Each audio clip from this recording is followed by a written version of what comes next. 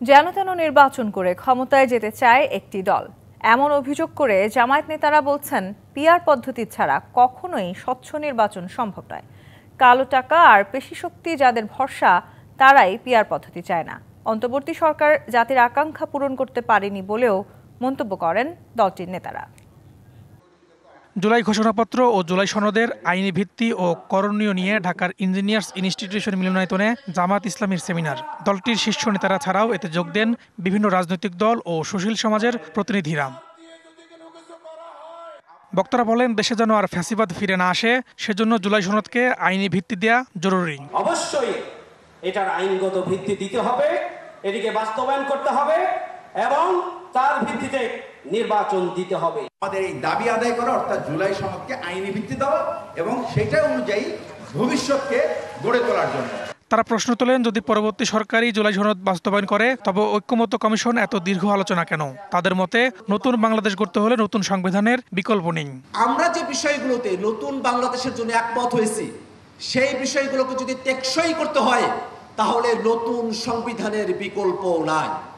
এই জুলাই ঘোষণাপত্র এইটা কোনো রাজনৈতিক দলের হাতে দেয় নাই, অনেক অসংলগ্ন কথা এর মধ্যে রয়েছে।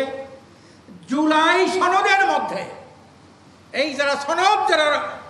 যারা রয়েছেন ঐক্যমত কমিশনের, আমি সম্পূর্ণ তাদেরকে বলেছি, ওয়ালটন এখন দেশের সীমানা পেরিয়ে পৌঁছে গিয়েছে 50টিরও বেশি দেশে। ওয়ালটন, ঘরে ঘরে বিশ্বজুড়ে। আপনারা নিরপেক্ষ নন। জামায়াত নেতারা অভিযোগ করেন, জনগণের আন্দোলনের ফসল হিসেবে যাদের ক্ষমতায় বসানো হয়েছিল, তারাও জাতির কাঙ্ক্ষিত আকাঙ্ক্ষা পূরণ করতে ব্যর্থ। তুলে ধরেন পিআর পদ্ধতিতে নির্বাচনের যৌক্তিকতাও। আমরা যারা পিআর চাই, যারা সংস্কার চাই, যারা দুর্নীতিমুক্ত বাংলাদেশ চাই, সবাই মাঠে আবার ঐক্যবদ্ধভাবে যৌথভাবে আমরা এই দাবি পূরণে সরকারকে বাধ্য করব। সকলেই বলছে প্রপোর্শনাল রিপ্রেজেন্টেশন পিআর পদ্ধতি ছাড়া কখনো নিরপেক্ষ নির্বাচন হবে না। গ্রামে বলে বাঙালিকে হাইকোর্ট দেখান।